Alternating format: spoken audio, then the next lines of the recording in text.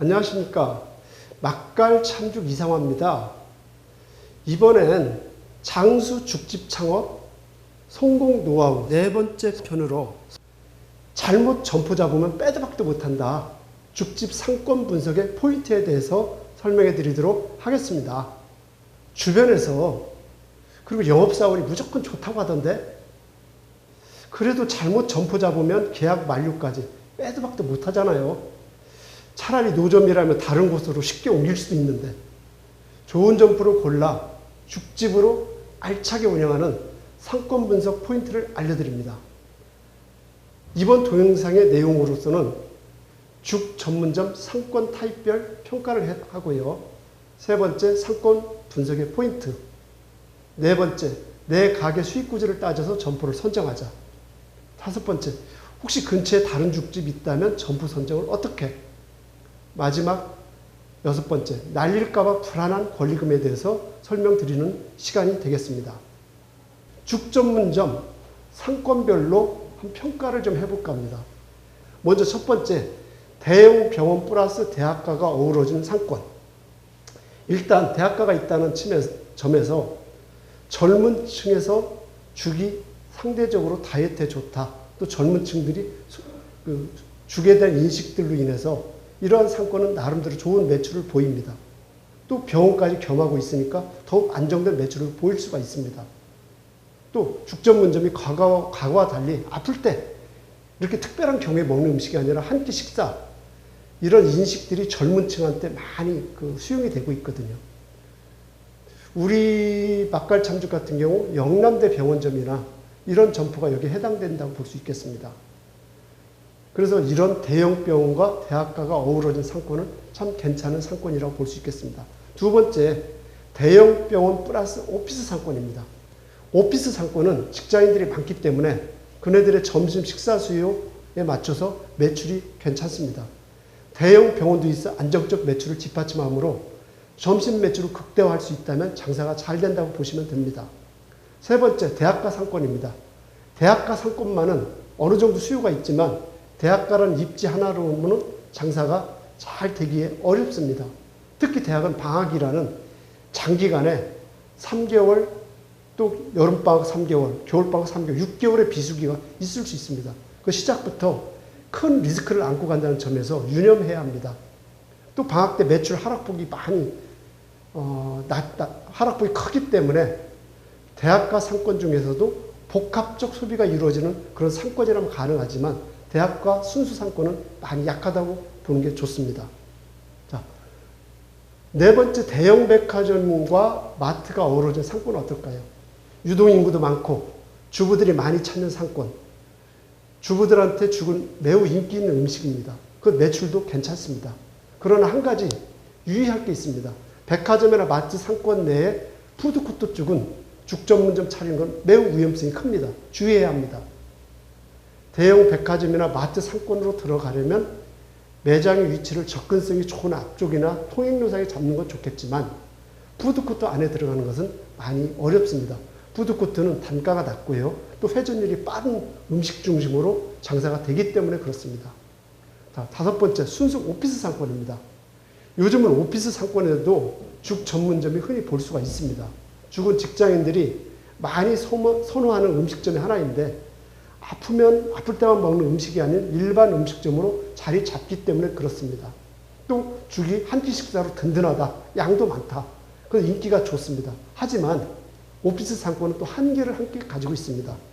주 5일 근무라는 그런 악재가 있고요. 또 경우에 따라 보증금과 월세가 비싼, 즉 오피스가 아주 밀집된 상권은 그런 또 비싸다는 점도 있습니다. 또 오피스 상권 같은 경우 짧은 점시간을 상대해야 하는데 10평에서 15평 죽집으로서는 공간으로 적을 수도 있습니다. 또 상대적으로 테이크아웃 손님도 주택가 상권보다 적을 수가 있고요. 그래서 오피스 상권 같은 경우 밀집도가 높은 오피스 상권이 아니라면 죽 메뉴와 함께 웰빙 식사로 어울리는 식사 메뉴, 이렇게 복합적일 때 매출이 높다고 볼 수 있습니다. 자, 마지막, 대단히 아파트, 주택가, 밀집 상권 어떨까요? 흔히들 아파트 상권? 병원도 없는데? 근데 사실은 이런 아파트 밀집 주택가 상권이 죽전문점 창업하기에 아주 좋은 상권입니다. 실제로 우리 죽집도 전국의 아파트 상권을 낀 곳에 장사 잘하고 계십니다. 고정 손님 잡으면 안정적 매출도 할 수 있고요. 그래서 단골 손님의 관리가 중요한 이런 주택가 상권이라고 볼 수 있겠습니다.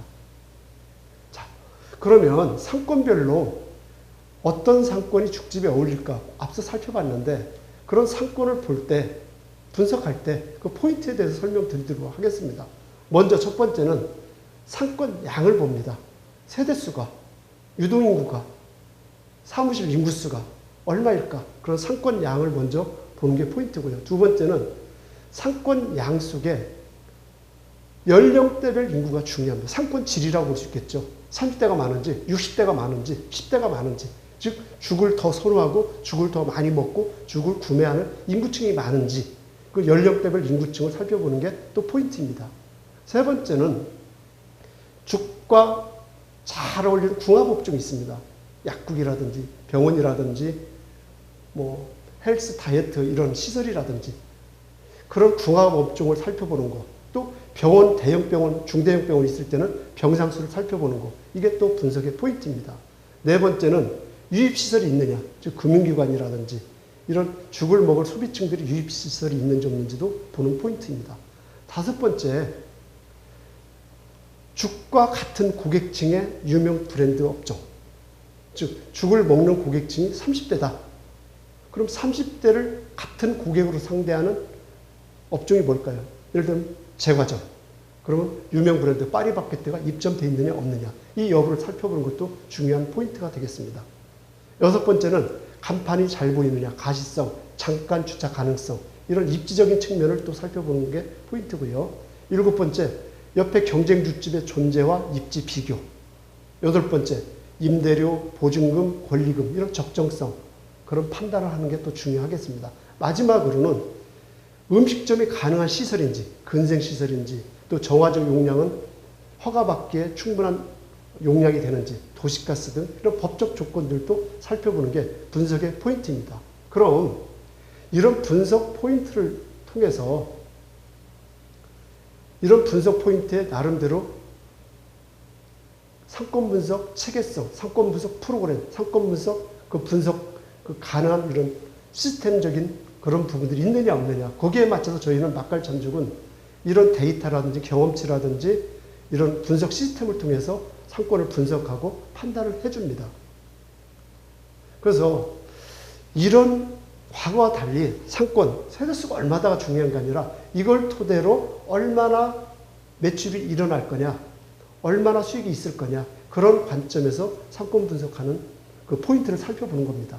그런 상권 분석 포인트를 통해서 내 가게는 이제 수익 구조를 따져서 점포를 선정해야 합니다. 자, 먼저 수익 구조 따져서 점포 선정 설명드리기 전에 혹시 좋은 점포 생각해 보셨나요? 그럼 나쁜 점포는 또 뭘까요? 유동인구가 많다? 세대수 많다? 임대료가 저렴하다? 권리금 싸다? 자, 이제는 상권의 좋고 나쁨보다는 그 점포의 예상 수익이 내가 목표로 하는 기대 수익, 기대 목표, 기대 매출, 그걸 충족시켜주느냐, 많으냐의 문제입니다.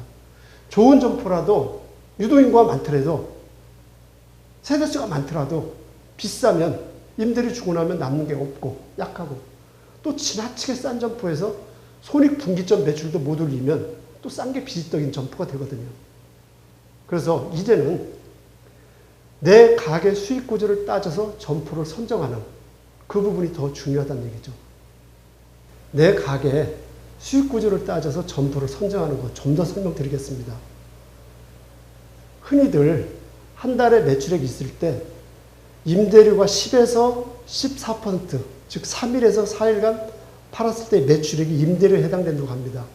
인건비는 5일 매출, 식재료비는 10에서 12일간 매출, 일반 관리비는 5%니까 2일간 매출, 그래서 이익은 한 30% 전후니까 7, 8일간의 매출로 이렇게 보고 있습니다. 그러면 임대료가 200만 원이다. 그러면 하루 50에서 60만 원 팔 수 있는 매출인지, 50만 원 팔려면 하루 60그릇 그렇게 팔 수 있는 상권인지, 이걸 판단해서 점포를 선정합니다. 자, 그럼 흔히 초보 창업자들이 이제 창업을 앞두고 점포를 선정한다. 점포를 알아본다. 근데 근처에 지금 내가 하고자 하는 상권에 다른 죽집이 있다. 그럼 점포 선정 어떻게 해야 될까요? 흔히들 죽집이 있을 경우 초보 창업자 입장에서 경쟁 죽집이 있는데 그곳에 들어가 쉽지 않을 수 있는 거 아니야? 쉽지 않은 거 아니야? 예, 맞습니다. 하지만 꼭 그렇지만도 않습니다. 사실 웬만한 자신감 있지 않으면 특히 초보 창업자라면 더 주저되는 상황인 건 맞습니다. 일단 죽집을 창업하고 안 하고는 근처에 죽집이 있느냐 없느냐 그 문제로 따지면 안 된다는 거예요. 사실은. 기존에 죽집이 있고 특히 장사가 잘 되고 있다면 같은 상권에 나눠 먹기가 되지 않나 그런 우려도 있고요. 경쟁이 겁나기도 하고요. 하지만 반대로 이미 그 상권의 죽에 대한 수요가 있음을 확인했다는 그 증거로 삼을 수도 있습니다. 그곳에서 경쟁사보다 경쟁력을 갖춰 창업한다면 되겠지. 이런 적극적 생각으로 접근할 수도 있지 않을까요? 하지만 초보 창업자라면 이런 생각하기가 쉽지 않을 수 있습니다. 그래서 개인의 자신감으로만 판단하건 반대로 불안감으로 움츠러들지 말고 그 상권의 크기를 먼저 보고 결정하는 게 좋습니다. 즉 죽의 수요량을 알기에 상권 내 세대수, 사무실 상주인구, 병실의 병상수 알면 죽의 수요 예측이 가능하거든요. 그러면 그 수요량, 그 상권 양에 맞춰서 추가로 죽집이 창업해도 되는지, 창업하면 예상 매출이 얼마나 될지, 어느 정도가 될지 가늠할 수가 있지 않겠습니까? 우리 막갈장죽도 이런 부분 감안해서 기존의 상권, 매출 관련 이런 시뮬레이션, 그런 시스템 자료가 있고 이런 걸 통해서 저희가 분석하고 상권 판단을 점포 선정을 해드립니다. 자, 결론입니다. 근처에 죽집이 있다고 창업 회피하거나 두려워하지 마시고요. 먼저 전체 상권 조사를 통한 죽 수요를 파악하면 또 하나의 죽집이 가능한지 가능하지 않은지를 판단할 수 있습니다. 그래서 상권량으로 볼 때 가능하다는 판단이 나온다면 입지에 있어서 더 좋은 입지의 점포를 찾으시거나 아니면 경쟁 죽집과 우위에 있는 점포를 선정해서 위치하거나 라인을 달리해서 가면 괜찮습니다. 그리고 더 중요한 건 나의 창업 경쟁력을 갖춰 창업하는 노력이 더 우선입니다. 자, 이제 이번 상권 시간에 또 한 가지 꼭 말씀드리고 싶은 것은 초보 창업자 입장에서 권리금 날릴까봐 불안합니다. 권리금이 뭘까요?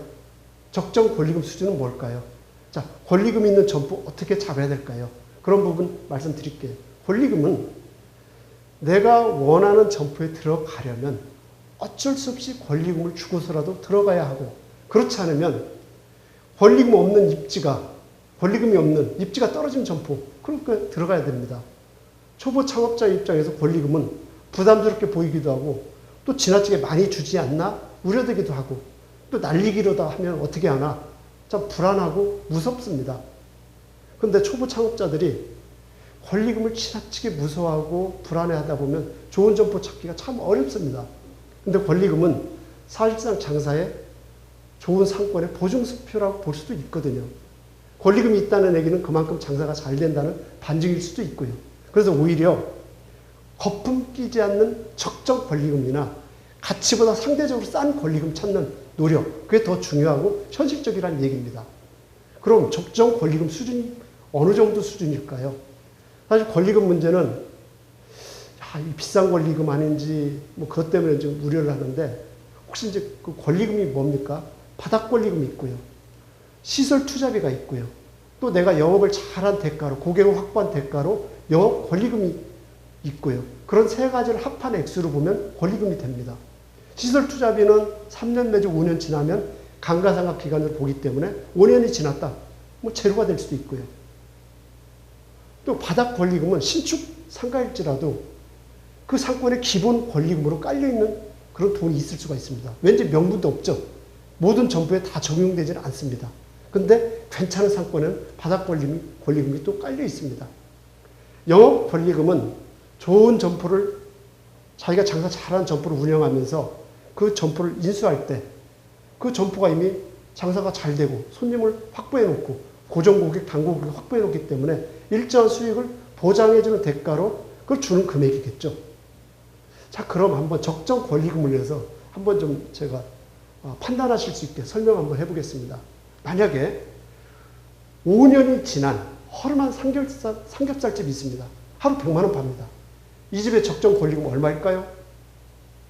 시설 투자비는 5년이 지난 만큼 제로로 놓고 보면 영업 권리금만이 바로 권리금에 해당되는 사례이죠. 그럼 얼마의 금액을 적정 영업 권리금으로 인정해야 할까요? 이때는 영업 권리금은 1년간 영업이익을 계략적인 권리금으로 보면 됩니다. 하루 100만 원 매출에 30일 영업한다. 그러면 3천만 원이네요. 이에 따른 영업이익률을 20%로 놓고 보면 대략 한 달에 750만 원 정도 월 영업이익이 됩니다. 이를 1년 12개월로 환산하면 약 8천만 원 정도가 영업이익금이고 이걸 권리금으로 추산하면 됩니다. 그러나 최종 권리금은 파는 사람과 사는 사람의 최종 협상력에 따라 결국 결정이 됩니다. 8천만 원 정도가 적정 권리금이라 할지라도 내가 급히 팔고 이민 가야 된다, 몸이 아프다, 그럼 그 이하로 싸게 이렇게 합의할 수도 있고요. 내가 팔기 싫으면 나 1억 줘도 안 돼. 그렇게 안 팔 수도 있습니다. 그 위와 같은 권리금 계산은 권리금이 진짜 지나치게 과도한지 혹은 싼지를 판단하는 하나의 참고 자료로 삼고 권리금 교섭에 활용하시면 됩니다. 자, 그럼 한번 생각 좀 한번 해보실래요? 다음 중 어느 점포를 선정하시겠습니까? 우리 사장님이라면. A 점포는 보증금이 5천만 원입니다. 신축 상가입니다. 권리금이 없습니다. 그래서 임대료는 매월 300만 원 이런 점포입니다. A 점포. B 점포는 보증금 3천만 원에 권리금 2천만 원, 임대료는 200만 원 점포입니다. 자, A 점포, B 점포 어느 점포를 선택해야 할까요? 초기 투자 금액은 5천만 원으로 똑같습니다. A 점포는 권리금이 없다는 장점이 있고 B 점포는 임대료가 싸다는 이점이 있습니다. 근데 B 점포는 2천만 원 권리금 회수 생각하면 좀 불안하죠. 창업 준비하는 여러분께서 어떤 점포 선택하실래요? 초보 창업자들은 흔히 권리금이 없는 A 점포, 신축 그런 점포를 많이 선호하는 걸 제가 봅니다. 하지만 전 권리금이 있어도 임대료가 싼 B 점포를 추천합니다. 왜일까요? 첫째, 월 임대료 300만 원과 200만 원의 차이는 창업 후 운영할 때 굉장히 중요한 변수가 됩니다. 월 임대료 300만 원 점포는 하루 주구로 본다면 한 75만 원, 이 정도 70, 80만 원 팔아야 되는데 임대료 200만 원 점포는 하루 5, 60만 원을 팔아야 적정 수익을 가져갈 수 있습니다. 그러면 하루에 일매출 20만 원, 30만 원 이런 차이 매일매일 영업하는데 상당한 부담이 될 수 있습니다. 광열비, 식재료비 등은 매출 수준에 따라 줄일 수 있고 인건비까지도 경우에 줄일 수 있지만 임대료를 빼도 박도 못하기 때문에 장사가 안 되는 경우에 가장 큰 고정비용 부담으로 작용합니다. 그래서 높은 임대료 부담으로 매일매일 매출에 쫓기는 것보다는 임대료 낮은 200만 원짜리 점포를 우선 저는 추천드립니다. 둘째, 잘 보십시오. 권리금 회수할지 모른다. 불안감이 있지 않습니까? 그래서 무점포 권리를 선호하지 않습니까? 하지만 그렇게 불안해할 정도로 권리금 떼이는 경우가 막상 흔치 않습니다. 종종 뉴스에 나오긴 합니다만 또 안 좋은 건물주로 인해 권리금도 못 받고 쫓겨날지 모른다는 우려는 건물주의 성향이나 전략 살펴보면 그 전력을 살펴보면 어느 정도 파악됩니다. 그래서 사전에 좀 피해갈 수가 있고요.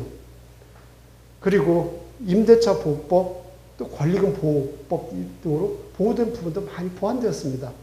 오히려 권리금 불안해하기보다는 임대 기간이 보장된 5년 동안 더 장사를 잘해서 그 권리금을 회수하거나 아니면 더 많은 권리금을 챙겨갈 생각으로 적극 대응하는 것이 바람직하다고 봅니다.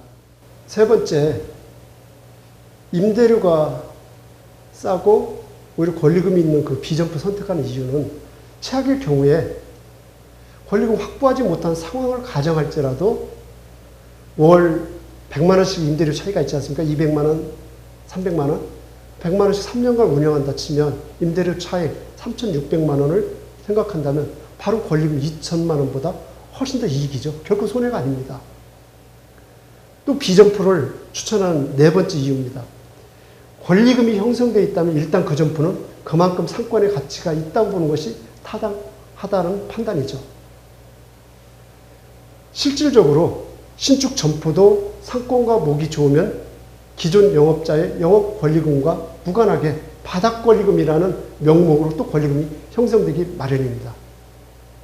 자, 이런 측면으로 A 점포보다는 B 점포를 저는 추천합니다. 자, 지금까지 설명 들으신 내용 토대로 한번 여러분한테 성공을 위한 질문을 한번 던져보겠습니다. 죽집 창업에 좋은 점포란 무엇이라고 생각하시나요? 임대료 비싼 점포? 임대료 싼 점포? 예상 수익이 내 기대 수익에 가능한 점포? 권리금 비싼 점포? 아니면 권리금 싼 점포? 지금까지 제가 설명드렸던 강의 내용 한번 생각하시면서 좋은 죽집 점포에 대한 기준을 세우시기 바랍니다.